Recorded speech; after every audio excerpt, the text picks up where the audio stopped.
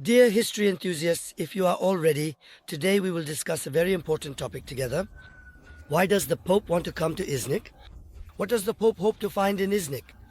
For his own propaganda, what is the Pope aiming for and targeting in Iznik?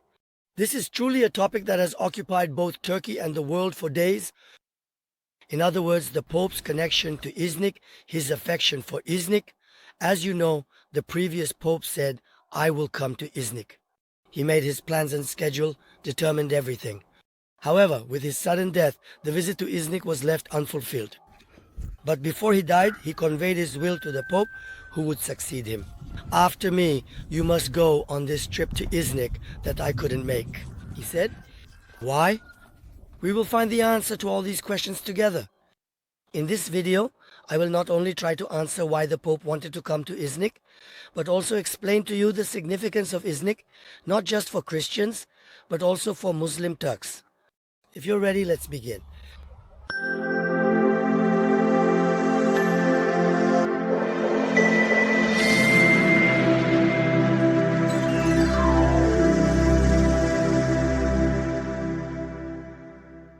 First of all, why would the Pope want to come to Iznik? For the Christian world, just as Istanbul or Constantinople is one of the most important sites and administrative centers of Christianity, Iznik holds almost equal significance. Normally, Istanbul is the Roman Emperor's second capital. Constantine chooses it as the capital of the Roman Empire. After Rome in Italy, he establishes our beloved Istanbul, today the jewel of Anatolia and our country, as Constantinople, and the first official church of Christianity, Hagia Sophia, is built in Istanbul. But there is a fact we often overlook. Iznik has a significance that surpasses Istanbul 3 or even 5 times over. It is the fact that Iznik is the place where the religion we call Christianity was revised. Yes, today, especially in the Catholic world, they elect a pope who lives among them as their father, their papa. When one dies, a new one is chosen. But actually, there is a main leader above all of them. That is Peter, the foremost and greatest of the 12 apostles of Jesus. Yes, they regard Peter as their chief church father. And because of Peter, they associate the Roman Vatican Church with him. We have the number one figure in this matter, so among the Christian denominations, we are number one, they say. Of course, when they say this, they are particularly interested in Iznik, because the religion brought by Jesus and the religion believed in by Catholic Christianity today are not the same. Jesus never said, "I am God, I am Allah, I am the Creator." He said, "I am the prophet of God." He spoke of a single Creator, Allah. Remember, in monotheistic religions, there is always only one God. However, today, the Catholic world and the center of Catholic Christianity believe in the Father, the Son, and the Holy Spirit. That is, the Trinity. So when and how did this concept we call facility emerge? The answer is Nicaea. Yes, Nicaea is extremely important for them. 2 names officially came together in Nicaea. It was Nicaea and the developments there that likened the religion of Jesus to a polytheistic, idolatrous understanding. Exactly 1,700 years ago from today, in the year 325 AD, the First Council of Nicaea was held in Nicaea. If you know about the First Council of Nicaea and what transpired there, you will better understand just how different the religion brought by Jesus is from the understanding that the Catholic world embraces today and tries to impose on the world. In my tours, especially in my conferences and books, and particularly in my studies on Jerusalem, there are 2 names I always try to emphasize. One is Paul and the other is Constantine. Paul lived during the time of Jesus, bore a grudge against him, hated him, insulted him wherever he saw him in the courtyard of Al-Aqsa, spat at him, stoned him, and incited others to stone him, and tried to have Jesus lynched, but he did not succeed. Because Allah the Almighty would say to Jesus, "Speak only with my word. Do not utter any words other than my word." And thus, Paul would never be able to have Jesus lynched. But what did Paul do after Jesus was raised to the heavens? He approached the apostles. Jesus appeared to me in the desert. He said, "I will strengthen my religion with you. From now on, I am with you," he said. But of course, the apostles did not fall for this lie. After that, Paul acted independently. He was practically like a Roman agent, The Roman Empire was a pagan state. They worshipped Zeus, Athena, Hera, Artemis, and many other gods in the name of paganism, the gods and goddesses of the Olympian cult. There was a rapidly growing group within society, the followers of Jesus known as the Nazarenes, who never bowed to paganism and endured all kinds of severe torture. If you can't block the flow of a river, what do? You change the course of the river.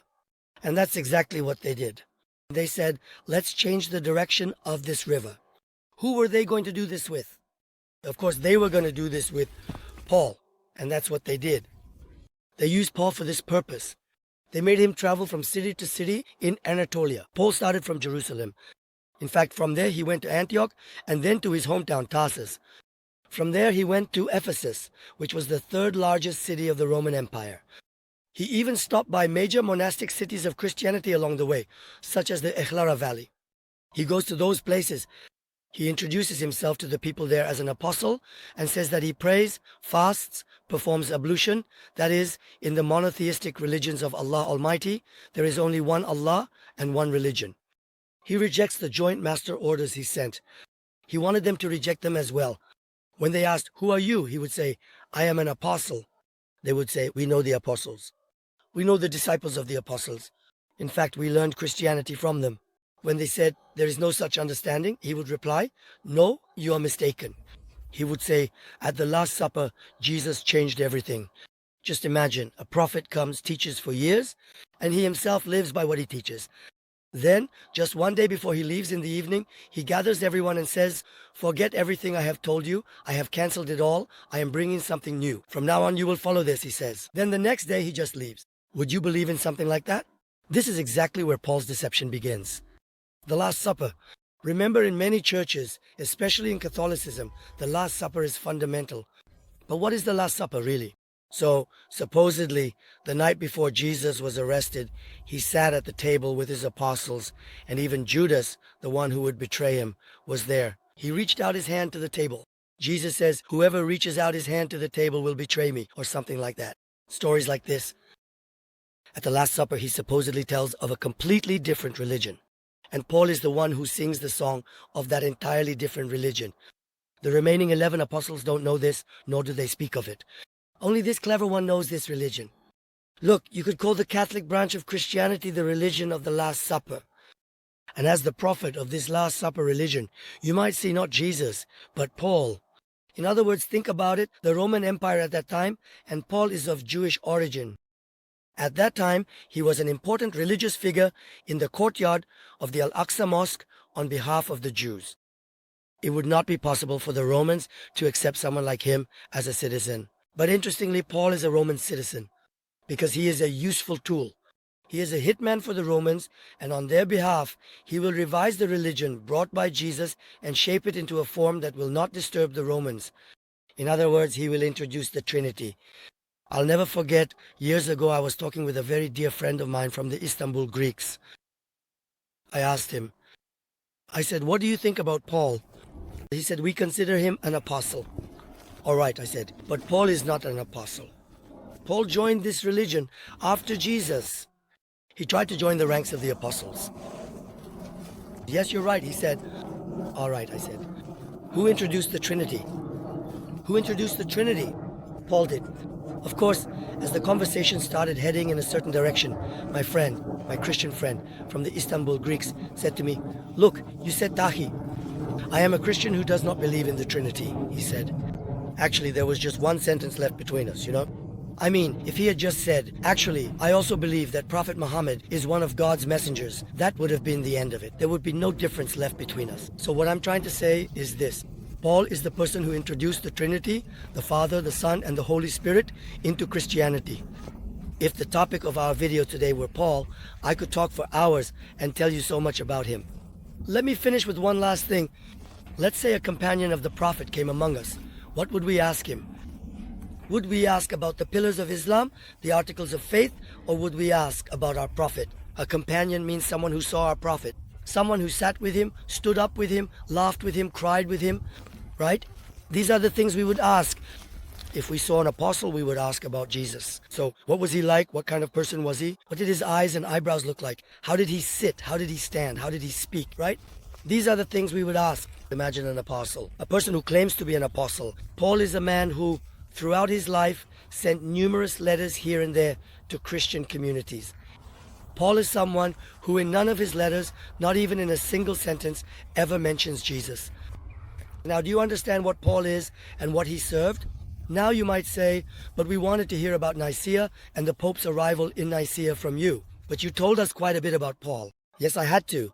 I couldn't move on to that without explaining this first. What did we say about Catholicism? What was Catholicism? It was the religion of the Last Supper, because it was revised at the Last Supper. Whatever they ask Paul, he always says the Last Supper. At the Last Supper, it's always the Last Supper, because he has nothing before that. He never sat knee to knee with Jesus.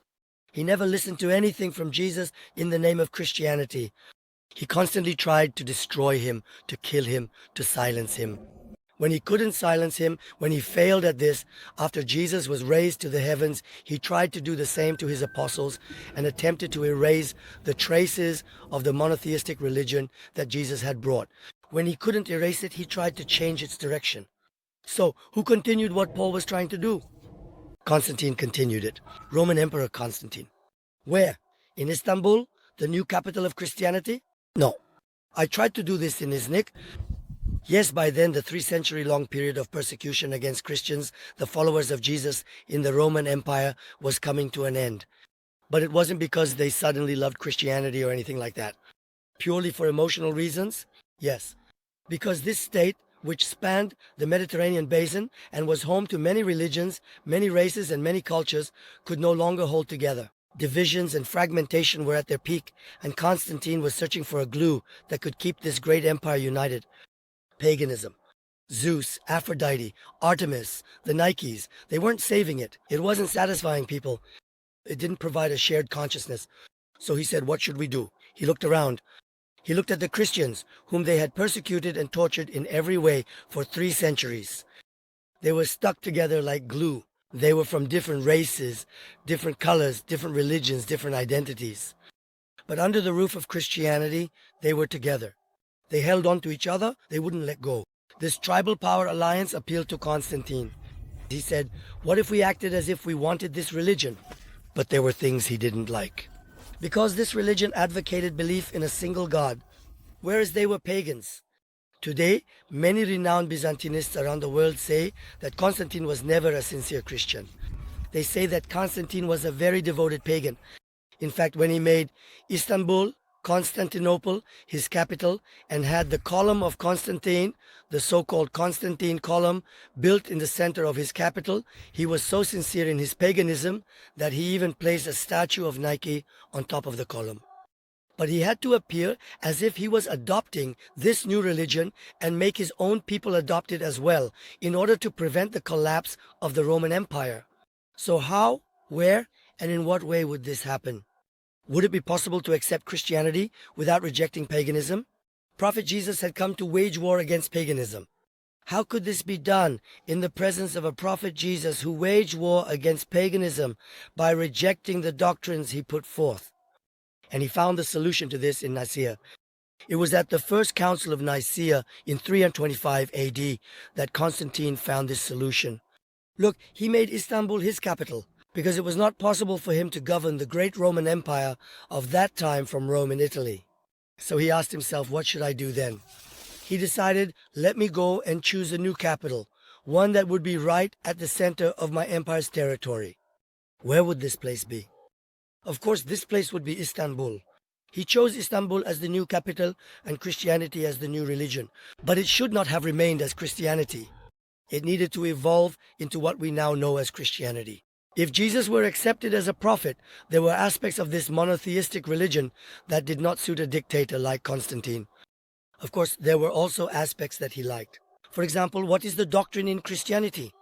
If someone strikes you on the right cheek, turn to them the left as well. That's a dictator's favorite thing. Oppress the people as much as you want, exploit them, make their lives miserable. And then they still give you all their votes, right? Dictators love people like that the most. People who are herded like sheep, never make a sound, and obey to the death, just as they are. Constantine liked this. He saw that this existed in Christianity. He said, all right, this is a perfect religion. Let's adopt this. But what about the belief in one God or the prophethood of Jesus? No, those wouldn't work. So what was he going to do?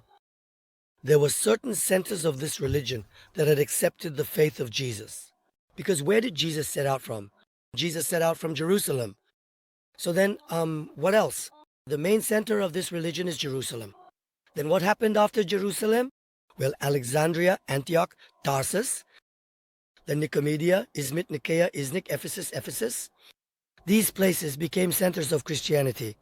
Ancient Christian communities were established in these places. Some followers of Jesus, wise men, spread this religion to humanity from these regions.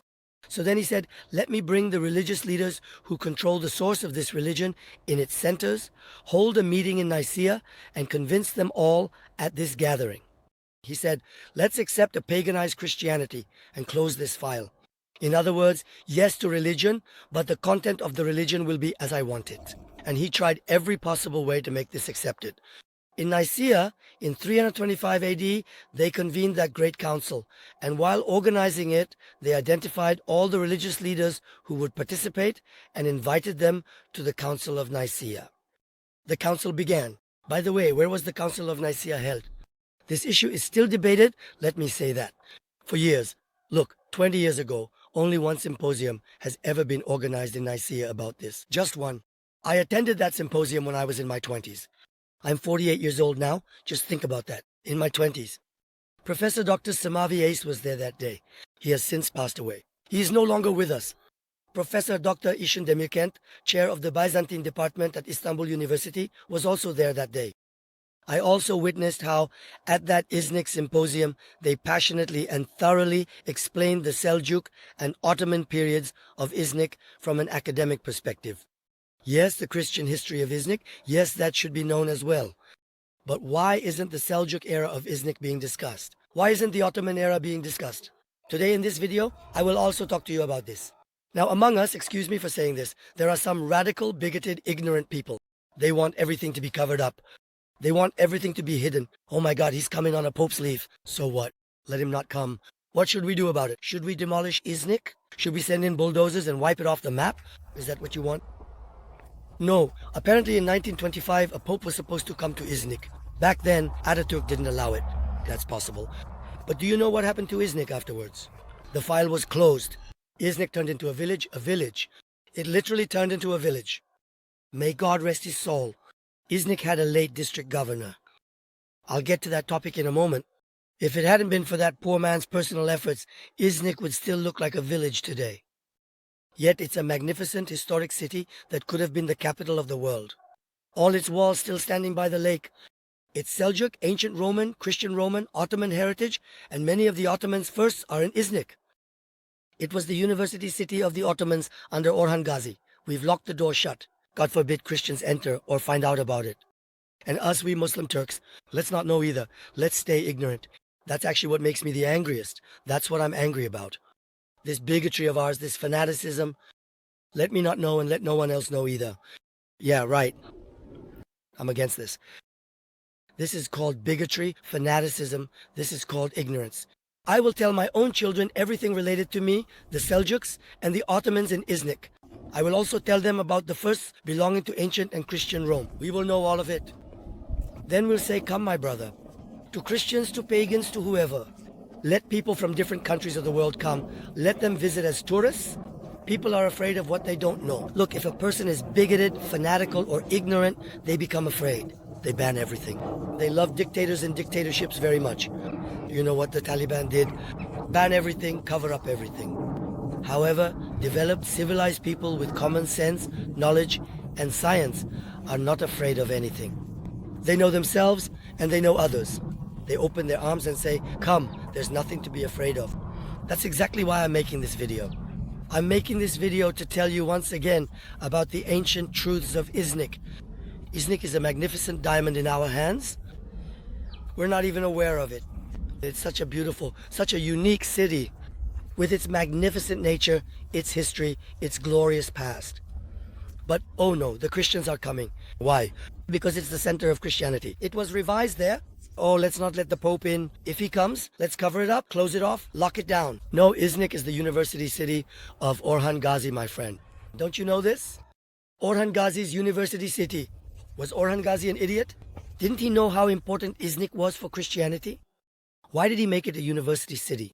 He said, since this is an ancient special city, let's make it a university city too. Let's go all out and promote it loudly.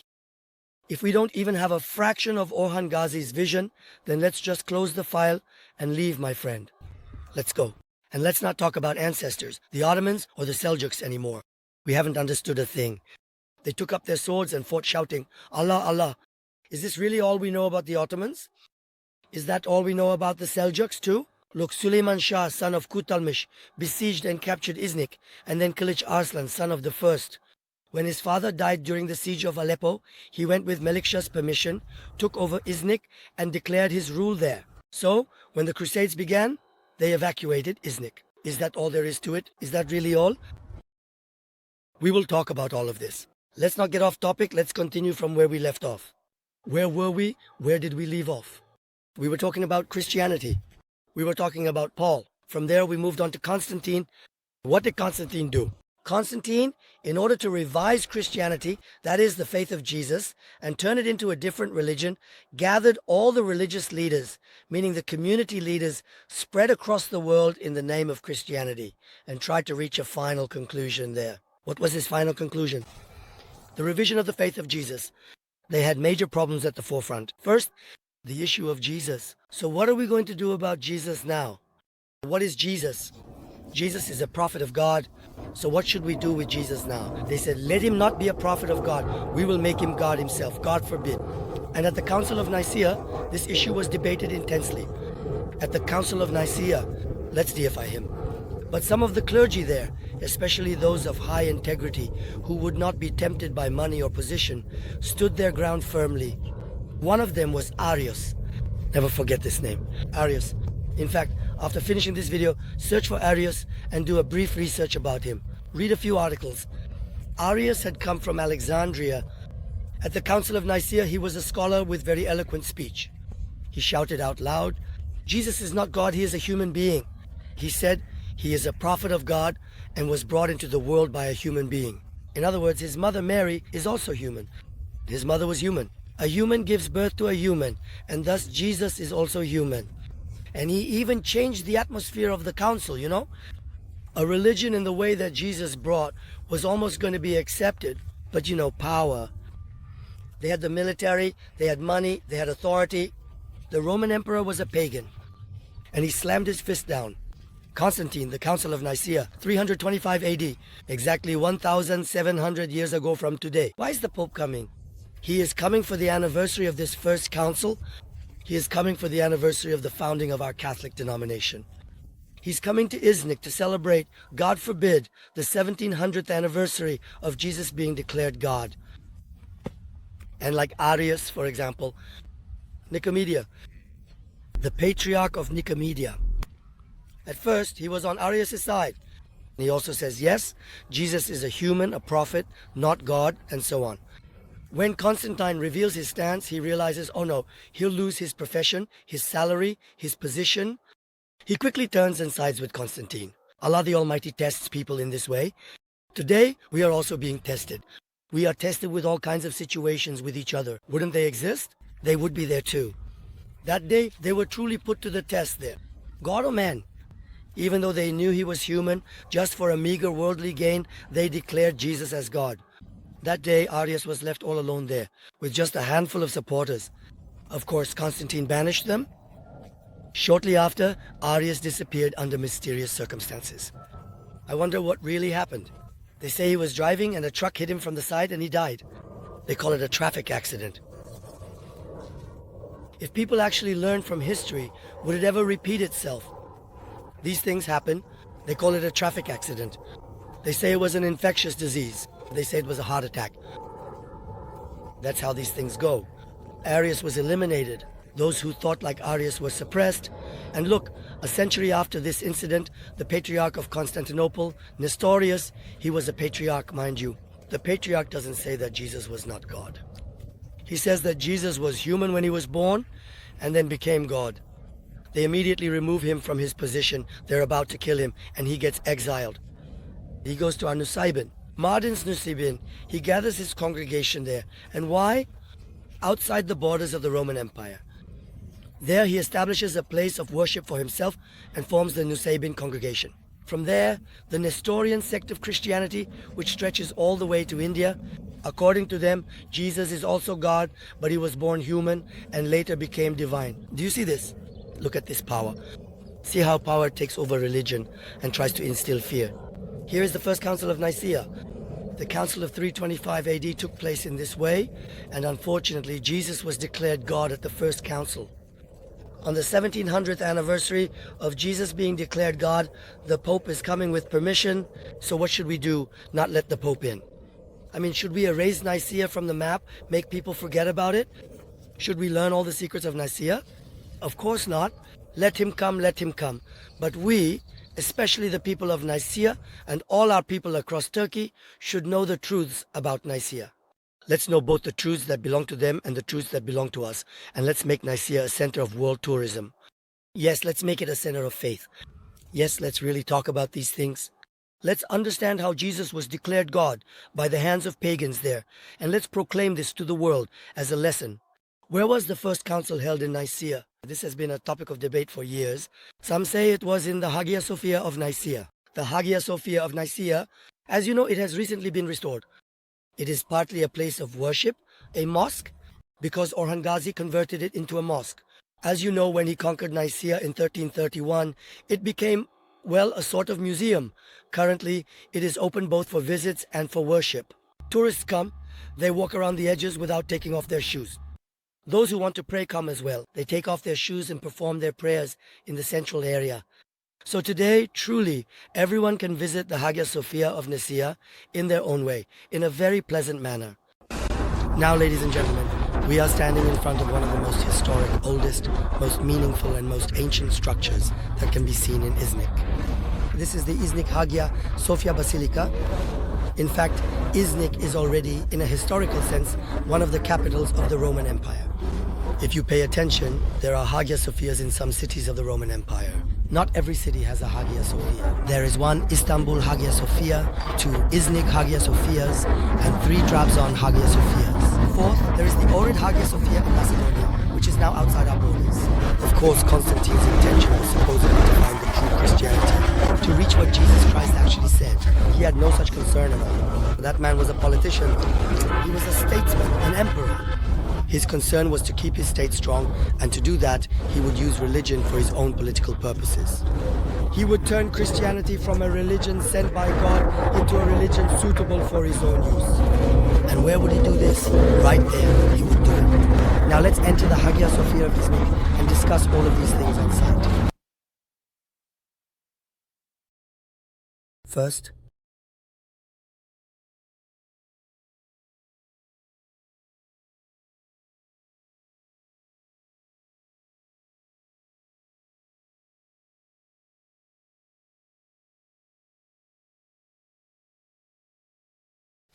beginning, what did we say?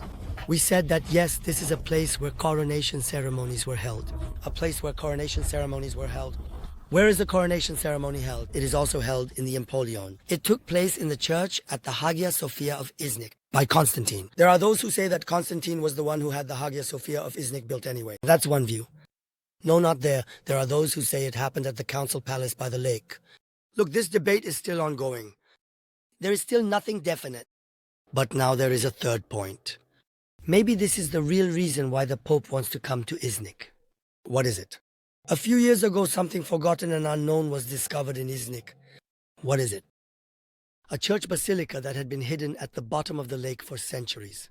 Yes, a basilica that remained underwater, and it dates back to the early Christian period. The waters of Lake Iznik are receding more and more each day.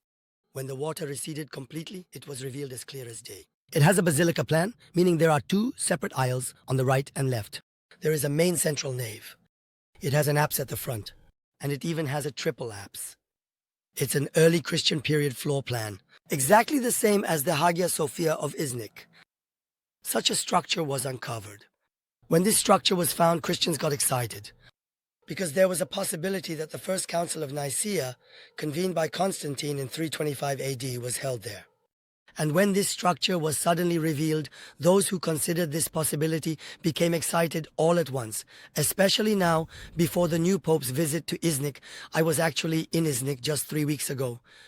There is intense activity going on, and the area has now been completely cordoned off from the shoreline. There, walkways are being built, extending into the water so that people can view the basilica comfortably and safely. These works are ongoing. So is that all there is to Iznik in relation to Christianity? No, of course not. It would take hours. I'm just trying to give you a summary. Just as the first council was held in Iznik, the seventh council was also held in Iznik. What was the seventh council? Let me tell you about that as well. By the way, I'm filming this video in a field. Look, so you don't get bored among the sounds of nightingales and insects, I walk around as I talk, sometimes sitting among the grass, sometimes in the shade of trees, and sometimes among the freshly cut alfalfa hay. I do this so we can talk about these things with pleasure, and so that together we can remember and know these truths again and again. The seventh council was also convened in Iznik. All right, we just learned about the first council. What happened at the seventh council? The seventh council. Look, under the influence of Islam, Christians began to question themselves. I mean, on many issues. Should we believe in one God, or should we believe in a polytheistic religion? Then in the churches there are countless images related to Jesus, the Virgin Mary, John the Baptist, and other religious figures, many gospel owners and so on. Are we worshipping one God, or are we worshipping these images? And this questioning eventually led to iconoclasm. Iconoclasm means the breaking of icons. What did they do? They broke the icons. Roman Emperor Leo IV said, "Wait a minute, what are these images?" He said, "Let's put an end to this nonsense with the images." He said, "Let's break these icons and turn ourselves towards the one God." This happened under the influence of Islam. And then what did they do? They rejected the icons. This lasted for a full century. The rejection of icons continued for an entire century. At the end of the century, the dynasty in Rome and Istanbul had changed. This time, the family to which Leo IV belonged was gone, and the Komnenos dynasty had come to power. If you go up to the upper floor of the Hagia Sophia mosque today, you will see a portrait of John Komnenos, the emperor of the Komnenos dynasty, on the upper floor. Next to him, you will see his wife. In the center, you will see Jesus Christ and the Virgin Mary. Jesus Christ is between Zoe and her monk, and the Virgin Mary is also among them. Here, John Komnenos has a purse in one hand. He acted as a sponsor for Hagia Sophia, making a financial donation. Irene is holding a document in her hand. With that document, Irene is certifying that they made the donation. On the other side, they want to say, "We are definitely guaranteed a place in heaven." This Irene, who was of Hungarian origin, was a very devout queen. And this woman loved paintings, icons, and frescoes. She couldn't convene the council in Istanbul. In other words, we will abolish iconoclasm, the destruction of icons. Paintings would once again be allowed in churches. She couldn't accomplish this. Why? Because there were soldiers in Istanbul, Roman soldiers, the Roman army. If they said no way, then no council or anything else could be convened. So she wondered, where should I convene it? Where should I convene it? Just like Constantine did with the first council of Nicaea, she convened the seventh council again in Nicaea, and iconoclasm was abolished. What happened next? The practice of making images re-emerged. Today, when you go to Ürgüp, Göreme, Avanos, to those cave churches and rock carvings in Cappadocia, in Ihlara, all the paintings you see there were made after iconoclasm. The dark church, the snake church, the apple church, those there do not belong to the pre-iconoclasm period. That is, at the seventh council. So, do not forget the importance of Nicaea for Christianity. In fact, not every church has an ambo, you see. What is Ampolion? You know, that coronation area where Roman emperors were crowned, with those round, colorful stones, the special area for prayers and celebrations. There is one in Hagia Sophia in Istanbul. There is one in the Hagia Sophia of Trabzon and in the Hagia Sophia of Nicaea, and also in the St. Helena Monastery in Bursa. That's the place where the tombs of Osman and Orhan Gazi are located now. Go into the tomb of Orhan Gazi. You will still see those round pieces from the ambo on the floor. For example, now our Hagia Sophia in Istanbul, our Hagia Sophia mosque, has been reopened for worship. After 90 years, while everywhere was covered with carpets, the central ambo section was left open. It turned out nicely. We also get to see that historical part. The ambo, well, a structure similar to the ambo in Istanbul, appears in Iznik as well. The Eastern Roman emperors, used to hold their coronation ceremonies inside this Hagia Sophia, the Hagia Sophia Basilica of Iznik, on top of this ambo. So it has such significance. Well, if it is so important for Christianity, these people must have carried out some activities in the name of Iznik. Of course they did. During the years of the War of Independence between 1920 and 1923, the Greeks captured Iznik not once, but twice. Each time they took Iznik, they blew up and destroyed one of our historic mosques there with dynamite. For example, the mosque of Eşref-i Rumi Hazretleri, they blew up the mosque with dynamite and demolished it. That historic mosque no longer exists. Right now, only its minaret remains. The mosque next to it is new. In fact, it's even newer than new. The Şeyhüt Bedin Mosque was a historic mosque. They destroyed it, blew it up with dynamite. For years, only the last congregation area remained. Thanks to our late district governor, the stones that had been scattered around for years were later collected.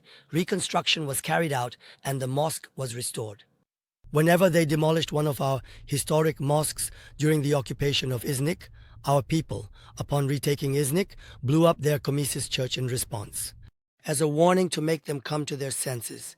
In fact, since the Greeks regarded Iznik as a religious center for themselves during one of their occupations of Iznik, they even tried to blow up and destroy the Yeşil Mosque, Çandarlı Kara Halil Hayrettin Pasha's mosque, using dynamite.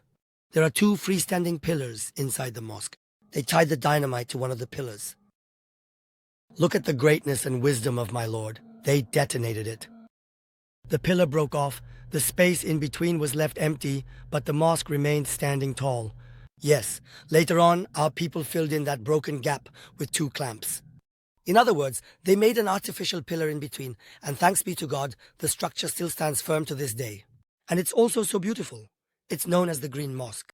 Those ornate tiles on its minaret, the walls of its dome, in other words, Çandarlı Kara Halil Hayrettin, who was actually the grandfather of Çandarlı, whom Mehmed the Conqueror had executed, was an incredible man. In short, this is what we understand from all this. Is the Christian world trying to establish a religious center for themselves with permission? It works. Do they want to cleanse it of Islam and Muslim Turks? They do. There is such a group. So just because of this, are we going to blow up and destroy the permit with dynamite? Of course not. What we need to do is this: to be conscious, to be civilized. To recognize and show the reality and greatness of Muslim Turks in Iznik, first to our own people, then to the world, and to open Iznik to world tourism with this magnificent greatness. I've been saying this for years. I've been someone who has toured and guided tours in Iznik for 30 years. But Iznik is like a huge village. What a shame. I mean, the Iznik city walls are still standing, just like the Diyarbakir and Istanbul walls. It's one of the few places in the world where the walls that surround an entire city are still intact. Let's protect this place. Let's preserve it. Let's bring it to the world's attention. But let's not allow any new apartment buildings or new constructions inside Iznik anymore. Let's remove all the awkward, unsightly buildings constructed in the last century in a way that also satisfies their owners. Let's excavate and reveal the history of Iznik. Inside, there is an ancient theater from pagan Roman times, there are holy springs, and there are several churches. There are magnificent traces of the Seljuks and the Ottomans inside as well. Why aren't we bringing these to light? Why aren't we uncovering them? Why don't we know about these things? Why aren't we telling people around us, humanity, and especially the people of Iznik and Turkey about these things? Let's talk about them. Alright, come on. Let me tell you a bit about the Seljuk and Ottoman past as well. Because I know very well that if I don't explain these things, someone watching this video will say, well, what should we do then? Let's lock the gates of Iznik. Let's not let the Pope in. Let's not let any Christians in at all. Why? Ignorant people are afraid. An ignorant person is afraid of their surroundings, afraid of strangers, afraid of knowledge. A knowledgeable, cultured, and civilized person is not afraid. They take what the ignorant fear, make it their own, and turn it into an asset. We are civilized people. We are knowledgeable, scholarly people. We are the descendants of ancestors who have shaped the world throughout history. So let's not act like ignorant Bedouins. Let's not act like the Taliban. Let's not act like ISIS. Let's not ban things out of fear and ignorance. Let's take it and add it to our own wealth. Let's do as Orhan Gazi did. Shall we? Like Orhan Gazi. Let's do exactly what Orhan Gazi did. Are you in? What did Orhan Gazi do? In 1331, he conquered Nicaea, that is Iznik. After conquering it, he said, wait a minute, I'm going to make this a university city, and brought the most famous scholars from all over the world to Iznik. One of them was Davudi Kayseri. Davudi Kayseri was a young man from Kayseri. He had gone to Tokat Niksar and studied at the Niksar Madrasa, one of the two great madrasas built by Ayub Hasan in Niksar and Tokat within the Danishmendli state, which was founded by Danishmend Ahmet Gazi, Commander Alp of Alparslan. He received education from the Chinese in Niksar at the Ayub Hasan Madrasa. From Emir Sertak, the renowned astronomer and mathematician, one of the great scholars of the Maraghe Observatory. He took lessons from Emir Sertak and was raised as a great scholar. Orhan Gazi knew him personally. Orhan Gazi took him and brought him to Iznik. He said, you will be the founding rector of this university city of mine. And David transformed Kayseri into a university city. I will never forget at that Iznik symposium I mentioned to you, which took place over 20 years ago. So the professors would come up, read their papers, and the discussions would always come back around to the same point. It all revolves around the fact that Iznik is a Turkish city, that Orhan Gazi made it into a university city, and that he brought Davudu Kayseri there. The professors say, why haven't you found Davudu Kayseri's grave yet? The mayor of Iznik is there. They put pressure on him, and on other local officials from Iznik who are present. So where is Davudu Kayseri's grave? According to the sources we have, he was buried in front of a massive plane tree, a truly enormous one. Such and such a location, such and such a place. When you enter through this gate, it's on the left, further ahead, and so on. The professors described it in such detail, down to that level. So what happened next? Then they found it. If you put in the effort, you can find it. That massive plane tree was still standing in the city center of Iznik. And next to that plane tree, Davudu Kayseri's tomb was discovered. In fact, just 4 or 5 months ago, a dome structure was built over the tomb. Of course, once the tomb was found, and since Davudu Kayseri was from Kayseri, the people of Kayseri immediately got involved. They said, wait a minute, we're going to build his tomb. At that time, Mehmet Ojaseki was the mayor of Kayseri Metropolitan Municipality. He said, we will do it, the people of Kayseri will do it, and so on. And what was done? A tomb was built over it at that time. But then, in the past few months, it was said, shouldn't there be just a single tomb like this? They said, let's make something beautiful, with a dome and a baldachin. A truly beautiful classical Ottoman tomb with a baldachin was built over Davud Kayseri's grave, and now it stands in a truly wonderful setting.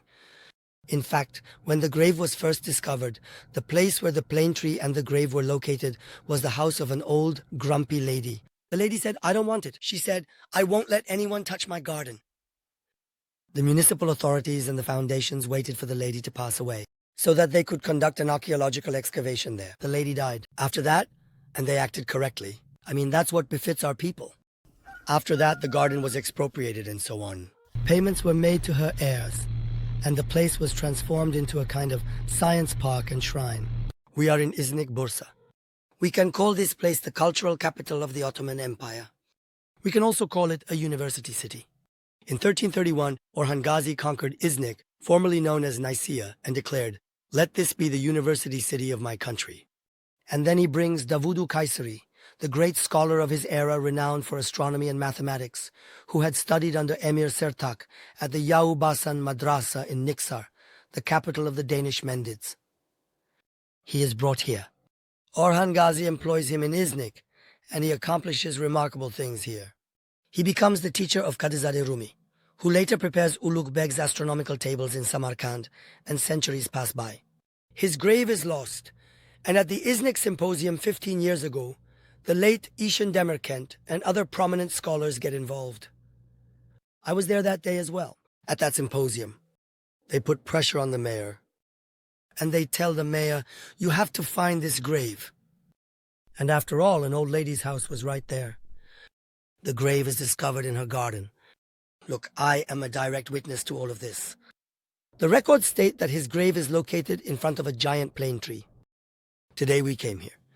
Our esteemed astrolabe maker from Bursa, our master Sibril Bey, kindly accepted our invitation.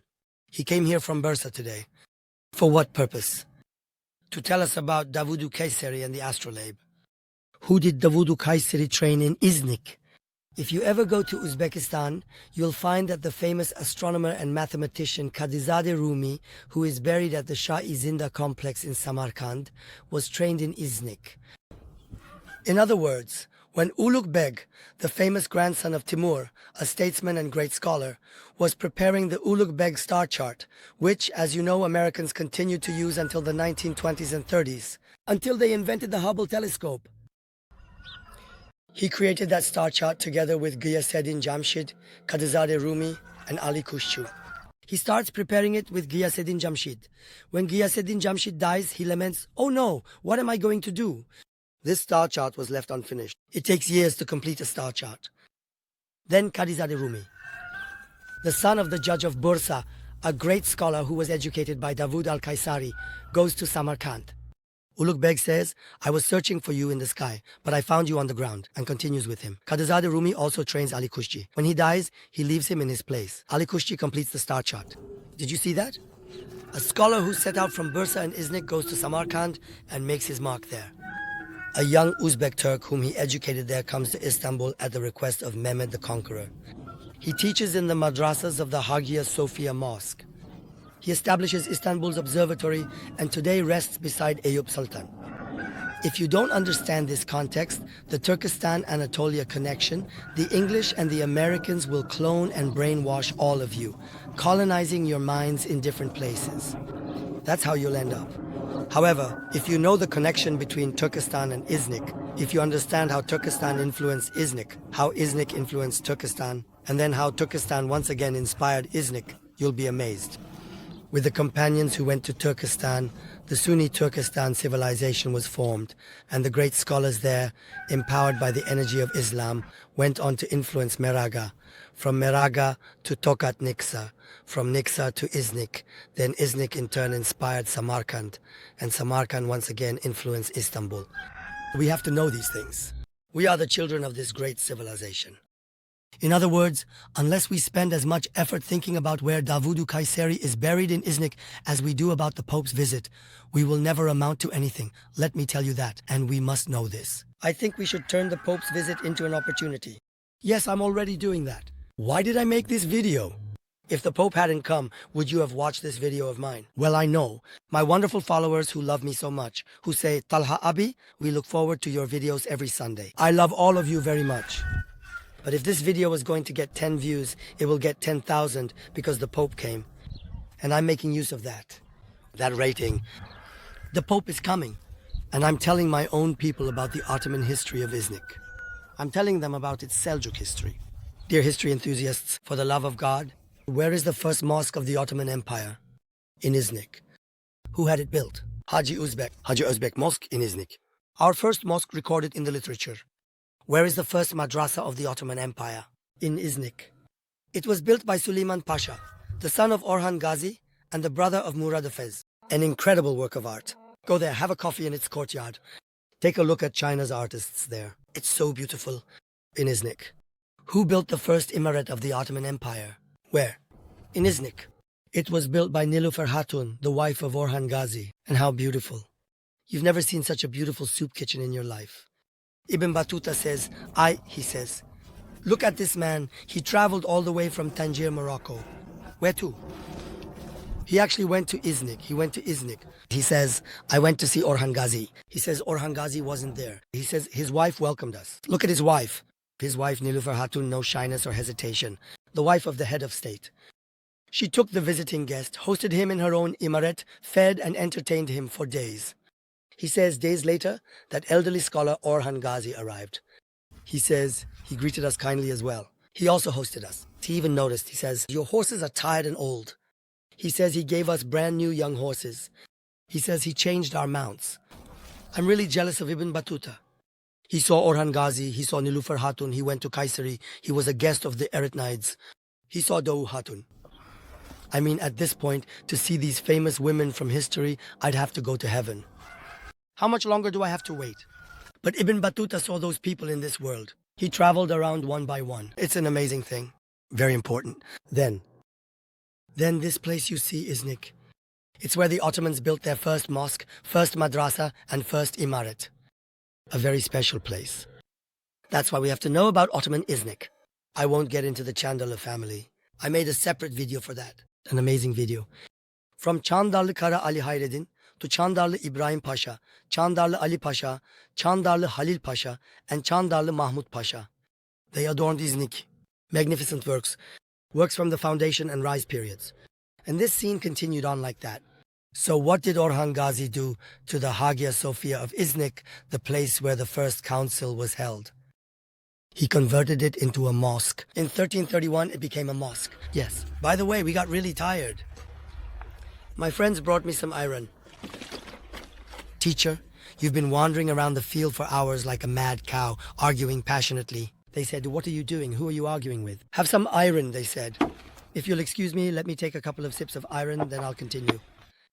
This Iznik issue is really a deep topic. Honestly, talking about Iznik with Iran like this is wonderful. Now, we've talked about how important Iznik was for the Ottoman Empire. But wasn't Iznik the capital of the Seljuks, the Seljuk Empire? Yes, Nicaea. Do we know this? Unfortunately, most of us don't know. For example, when I do Iznik tours, what do the groups usually do? On Iznik tours, 100%, all groups do the same thing. They park the bus in front of the Hagia Sophia of Iznik. They get off the bus there and go inside. They talk just enough to cover the basics. Then they leave and walk to the other sites. And that's it, done. I haven't been doing it like this for the last 3 to 5 years. When we arrive by bus with our group, there is the Yenişehir Gate. The Yenişehir Gate of the city. I have the group get off at the Yenişehir Gate. That is from the Istanbul Gate. Since we come from Istanbul, we also enter our groups from Istanbul. Go straight ahead from the Istanbul Gate. And you already exit from the Yenişehir Gate. We exit from the Yenişehir Gate, but of course not from the historical gate. I exit through the breach to the left of the historical gate, where the road for cars was made after it was demolished. I turn the car around there. When we get right in front of the historical gate, I get out of the car with the group. Do I enter through the very gate where Orhan Gazi conquered the city in 1331? Not immediately. First, I come to that gate. I look towards the gate. I have the group walk for about 5 minutes, along the left side of the gate, outside the walls. After 5 minutes, towards the lake, in other words, do you know what comes before us after 5 minutes? The towers on top of the city walls, of course, come into view. We keep going, and we arrive in front of one of the towers. On top of that tower, there are about 20 Seljuk sarcophagi. Every group that comes to Iznik always stops in front of the Iznik Hagia Sophia. From there, they go on a city tour, taking photos along the way. What we're doing isn't right. Foreigners like Americans do this. The English do it, the Germans do it. But are we like them? We are the owners of this homeland. Our Iznik tour doesn't start with the Iznik Hagia Sophia or the spot where Constantine left his mark, but with the place where Kili Arslan I left his mark. The Iznik tour should start here first and foremost. You will come to the Yenişehir Gate. You will drive your car in through the Yenişehir Gate, to the left towards the lake. Look, everyone doing an Iznik tour, please tell your drivers, tell the owners of the tour companies, tell your guides. Dear guide friends, you should also guide your tours this way. Bring your groups through the Yenişehir Gate to the left, that is, towards the lake, through this gate. Look, we had a small bus. We arrived. And this sign is very important. Let's start our city tour in Iznik with the Anatolian Seljuks. In 1071, the Battle of Manzikert was won. In 1072, after Manzikert, while Sultan Alparslan's commanders spread out to all corners of Anatolia, Kutalmisoglu Süleyman Shah set out and conquered Konya. From there he conquered Iznik. But since his mind was set on Aleppo and Damascus, he went and tried to seize those places and died there. In those days, Kutalmisoglu Süleyman Shah's son, Kılıç Arslan Tramfay, who was with Melik Shah in Rey and Isfahan, was sent to Anatolia. He said, "Go and claim your father's legacy." And he did claim his father's legacy. He came to Iznik. From 1075 to 1099, for about 25 years until the First Crusade, the Seljuk Turks lived in Iznik. 1075, 1099. Here before you are the tombstones of the Anatolian Seljuk society that lived in Iznik between 98. They lived during those years.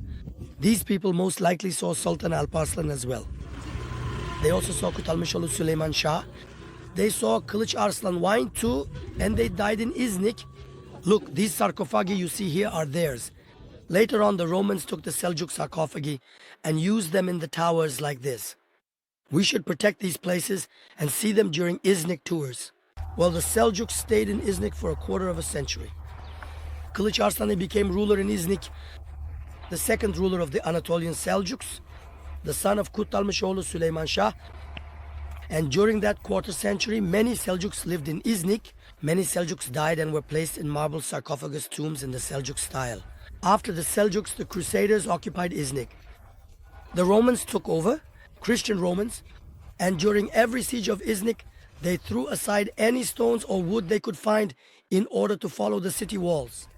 In other words, they used them as fortification elements in the walls. Our Seljuk tombstones and sarcophagi as well, sometimes there is a bastion. If it were up to me, you know that bastion, I would put special glass covers on it. It's that valuable. Right now, it's neglected, ownerless. In the summer, weeds, thorns, and vines cover it everywhere. Weren't we Seljuks? Weren't we Ottomans? What about our ancestors? Weren't we so fond of Kuttalmışoğlu Süleyman Shah? Weren't we crazy about Alparslan? We were making Seljuk TV series on TRT, the state channel. I mean, on top of a bastion, there are about 20 Seljuk sarcophagi, tombstones. Wouldn't a person protect them? Wouldn't someone at least put up a sign? When spring or summer comes, wouldn't someone clean up the weeds and trash around them? Please, can we just stop saying, I'm a Turk, I'm a Muslim, I'm a Seljuk, I'm an Ottoman? Let's not say it. If these things aren't being done, then let's not say it. Oh, we're Seljuks, we're Ottomans, we're Muslims, we're Turks. But when the Pope comes, we chase him away, we throw stones? That's not how things work. If you act like this, you become like the Taliban. If you act like this, you become like ISIS. You become the ignorant, uneducated types that people point to and say, see, that's what Muslims are like. And that's not how things work.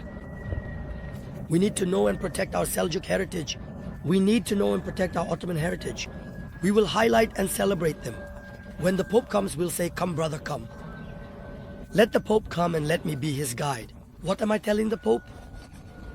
Don't be afraid, we're not going to be disrespectful. You won't hear a bad word from our mouths. We will be just like Orhan Gazi, just like Davudu Kayseri. When showing the Pope around, of course, a guide from our Ministry of Culture and Tourism will be present. Let our guide explain everything, of course, including the Ottomans and the Seljuks. But when showing the Iznik Hagia Sophia, let them also explain that when the Greeks entered Iznik during our War of Independence, they burned down the Iznik Hagia Sophia where the first council was held. Let them also mention that they destroyed the minaret almost down to its base, all the way to its foundation, okay? This is very important. These things are extremely important. And let me try to wrap things up and get to the point. Iznik is truly a very special, very beautiful city. If it weren't so far from Istanbul, believe me, I would have set up my farm in Iznik. By the lake, with a boat, it's just wonderful. Such a beautiful city. Dear officials, please, from now on, don't even let a single nail be hammered inside the Iznik city walls. Don't allow any new buildings to be constructed. You were going to build a museum in the garden under the protection of Nilüfer Hatun. You dug there, what did you find at the foundation? A 16th century Ottoman neighborhood was uncovered. Ara Hatun conducted an excavation there years ago. They were going to build apartment buildings there again years ago, 20 years ago. What was found during the excavation? Iznik tile kilns were discovered. What was done? The area was cleared and then just left as it was. It has been sitting like that for 20 years. Rain falls on it, snow falls on it. Those magnificent tiles of Mimar Sinan's mosques, while people were wondering where they were made in Iznik, the tile kilns were discovered. Did we even hammer a single nail into it? We excavated, uncovered, and left it. We turned our backs and walked away. Is this how much we love our ancestors? If the place with those tile kilns were in the hands of someone else, a foreigner, what would they do? They would have covered it up nicely. They would have restored those original structures. They would make part of it visitable in its authentic state and make another part usable. And they would have turned it into a magnificent Ottoman tile museum where you could enter from one side and walk through to the other, exploring and enjoying it. But we excavated, uncovered, and just left it like that. With every rainfall, the place continues to deteriorate even more. Is this really what we've done? I'm speaking harshly, forgive me. A true friend speaks bitter truths. I am a child of this country. I love this country. Believe me, I love Iznik much more than my own hometown, Manisa Demirci. I care about it much more. Because Iznik is a city that needs to be protected. Magnificent. Did we protect the tile kilns? Or is it just that the Pope is coming and they're going to turn this place into a second religious center like the Vatican? We have no right to such paranoia. It's because we haven't protected what belongs to us. So what should be done from now on? 1. We will protect the Seljuk heritage of Iznik. We will restore it. We will bring it into the spotlight. We will illuminate and clean the traces of the Seljuks to which we haven't even put up a single sign. We will build walking paths. And we will make the Ottoman Iznik, the one Orhan Gazi entered, both Orhan Gazis shine. Until recently, tractors and heavy trucks were entering through that lefty gate. We were literally begging, let's protect this. So what was done? While we were saying, let's keep trucks and tractors out, they actually surrounded it with iron barriers so that even people couldn't get in. When I go there one day with a school group, a group of students, or knowledgeable, interested adults, I want to be able to walk through that gate myself. Right now we can't get in. And there's been an excavation. That pit has just been left like that. Someone could fall in and get injured. Let's protect and look after the place. Let's light it up. But let's also make it so that people can walk through it. Tomorrow, if the Pope comes, he should be able to say, look, Orhan Gazi entered from here in 1331. You can't say, come on, let's have you walk in from here too. The area is fenced off. It's in such an ugly state. It's more beautiful than it used to be. It was preserved, but in a ridiculous way. On the Iznik tour, the gate that Orhan Gazi conquered in 1331 and entered the city with the Ottoman founding army is extremely important. The Yenişehir gate of Iznik. Whenever I come to Iznik with a group, I always bring the group in through here. Now, as you know, until just a few years ago, trucks used to enter through this gate. Tractors loaded with cargo would drive in with their trailers. In other words, the gate was being violated countless times every day. I'm sorry. Eventually, the authorities carried out an archaeological excavation here. We were very happy about it. They closed this place to traffic. We thought, great, but then they also closed it to pedestrian traffic. In other words, this place was completely blocked off with iron bars. My suggestion is, at least open a small gate for people. When we arrive here by bus with groups, let us pass through this little gate. That way we can walk right through the gate from here. We kindly ask this of you. Of course, the side of the gate facing the city is open, so we can enter from there. In fact, I also entered from there with my group. However, an archaeological excavation has been carried out here. The water systems beneath that gate have been uncovered, but it has been left like this. When it's left like this, it becomes dangerous. For example, if I were to come here tomorrow with a group of elementary school students, I would want to bring the children in through this gate. But the children would fall. Look, it's so dangerous. Even with my group, I barely managed to get through here. But if after this video, you completely block off the front of that gate as well, don't you dare. Don't ever do such a thing. We want our children to pass through this gate, the same one Orhan Gazi's armies entered through. Just make a door there that's big enough for a person to pass through. Let's do the same thing there. But I also have a request for the public. Please, really, this is the gate that Orhan Gazi passed through? I took a look around. There is so much filth on the ground, so much trash. I mean, you can't claim to be the descendants of Orhan Gazi and then throw all kinds of garbage and leftovers from what you eat and drink here. This is not right. I don't know, Iznik National Education. Gather the students. Let me come one day and explain these things to the children. Fill a conference hall. Let me tell them, you are the descendants of Orhan Gazi. These gates belong to you. Maybe your parents don't know, but let's tell the children that you will learn. And let's prevent these places from becoming such a pile of garbage. I'm not angry at those who throw trash, I'm angry at those who don't teach. If we had taught these things, our society would be more respectful toward these gates. Let's make the Iznik Hagia Sophia more prominent, more beautiful. Its current state is nice. At least until recently, snow and rain used to fall inside. It's not like that anymore. In this video, I also want to talk about someone. May God rest his soul. I'm talking about Hüseyin Avcı, Iznik's devoted, self-sacrificing, and hard-working district governor. I never forget years ago we went to Iznik. I had a few friends from the tourism sector with me. We were discussing how Iznik tours could be made better. We went early in the morning. His Excellency Eşrefi Rumi, the son-in-law of Hacı Bayram Veli Hazretleri, a very great Sufi, a sheikh of a dervish lodge, his complex in Iznik. We were in its garden. We were talking like this. It was so early in the morning that there wasn't a soul on the street. There were 3 of us. We were right there. Allah, Allah. While we were talking there was a man sitting alone on a bench in the corner. All by himself, a man sitting alone. He was eyeing us like this. Then he greeted us. "Hello friends, how are you?" he said. "What are you doing around here so early in the morning? Who are you? What do you do?" he asked. This was years ago. You know, now I appear on TV. I'm somewhat recognized. Back then, I wasn't really that well known. So I went over to him and we greeted each other. I said, "We come and go to Iznik with groups." I told him, "We're thinking about how we can explore this place better, what we can do here, things like that." He said, "Go ahead, tell me, what are you planning in Iznik?" I explained everything nicely, this and that and so on. Then we talked about the mosque. When I mentioned the mosque and such, he laughed. I asked, "Who are you?" He said, "I'm the district governor of Iznik, Hussein Avci." Yeah, the district governor of Iznik. At that hour in the morning, sitting alone on a bench there. Would you mind? It's like we have the district governor version of Governor Yazıcıoğlu right in front of us. I said, "Mr. District Governor, this mosque is in terrible shape." When I said the mosque is in terrible shape, I was referring to the mosque of Eşref İrumi Hazretleri. The mosque was actually blown up and destroyed by the Greeks during the War of Independence. In the 1960s, the mosque congregation in Iznik gathered to replace the destroyed mosque. They built a reinforced concrete mosque that looks really bad.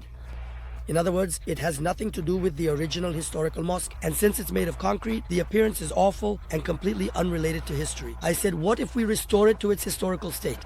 He just smiled. He said, "We will renovate it." He said, "We will build it exactly in the historical style." I said, "It used to be smaller than the Tekka Mosque," but he said, "We won't make it small. Because the population has grown, we will make it bigger now. It will be this size again, but it will have a historical appearance," he said. And do you know, it was Hüseyin Avcı who did this? The current Eşrefi Rumi Mosque is the one he had built. You know, at the entrance of Iznik, there is Sultan Murad's bathhouse, the bathhouse of Murad Bayi. There was a shanty built on the dome of the bathhouse. For God's sake, how can there be a shanty on a dome? If it's free, our people will do it, you know? They did it. That Hüseyin Avcı, he nearly burst a gut trying to demolish that house on top of the dome. Do you know that? He nearly burst a gut.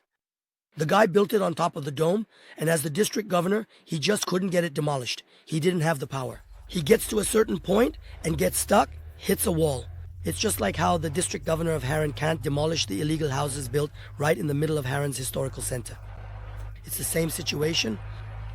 Don't stifle these young, passionate, talented district governors. Let them move forward. This bureaucracy is killing these district governors. Let them move forward. Let them get things done. The district governor of Harran was talking about this the other day. He says, someone is building a house right next to the palace of Saladin. I stopped it 7 times, he says. 7 times through the prosecutor's office. The guy has finished it now, he says. How does he manage to finish it? How is he able to finish it in Harran? The district governor of Harran is going to die of a heart attack tomorrow, poor guy. This man is Harran's luck. An amazing man has come. He's going to do amazing things. But if he can't even prevent a house from being built, especially one inside a protected area, then something is not right in this country. I have to say this. Even if it gets me into trouble, I have to say it. Hüseyin Avcı is gone. Iznik lost a district governor like him. That poor man restored all the mosques that the Greeks had destroyed. After the Greeks destroyed them, when did the Greeks destroy them? They destroyed them in 1920. After 1920, it became 1930. Then it became 1940. It's 1,950. It's 60. It's 70. It's 80. It's 90. It's 2,000. Did a single soul ever say, let's restore the mosque that the Greeks destroyed? He didn't say. No one ever said it. Hüseyin Avcı said it. He said, let's do these things. The people of Iznik rallied behind him, and the man had it rebuilt. In Iznik, the 16th century Iznik tiles of the Ottoman era were magnificent. All of them had been destroyed. In other words, it had been forgotten. Later on, Nevşehirli Damat Ibrahim Pasha tried to revive this tile art at the Tekfur Palace in Istanbul. But it was short-lived. When he was killed during the Yenişehir uprising, that endeavor also came to an end. Hüseyin Avcı, tirelessly knocking on doors in Ankara, managed to secure incentives so that the art of tiles could be revived once again in Iznik. He convinced the people of Iznik. He persuaded many artists who had abandoned this craft. He said, look, I've arranged sponsorships for you as well. The state will provide you with grants and support in this matter. The art of tiles was revived once again in Iznik. Iznik once again. May God have mercy on him. Thanks to this precious late district governor, may he rest in peace, and the efforts of many other selfless people whose names I cannot list, Iznik was brought back to life. Look at what one person can accomplish. One person. With one person, nations can fall. With one person, nations can flourish. Around us, there are dedicated, committed people who think not of their own pockets, positions, titles, or relatives, but of society. Please, for the love of God, let's pave the way for these kinds of people. But I know very well, why can't our country ever get its act together? Because I know that in our country, in political parties, religious orders, communities, and associations, there are such people. Ambitious young people coming up from below are blocked so they don't surpass these certain people. They are cut down. And unfortunately, those worn out, passionless, outdated, certain people, because the young people who could revive those societies, associations, parties, religious orders, communities, and the country are held back. Those institutions cannot rise up. Please, let's revive Iznik and make it a reason for the Pope to visit. Let's awaken Iznik, its people, and Turkey in the name of Iznik, and let's bring to life all of Iznik's magnificent Seljuk, Ottoman, pagan, and Christian eras. Let the world flow into Iznik, but absolutely do not, under any circumstances, build a new shopping mall, a new apartment building, or a new supermarket inside the city walls. Instead, let's restore the history and make Iznik #1 in the world. Let's pave the way for new Hüseyin Avcıs. I send my greetings and respect. Goodbye.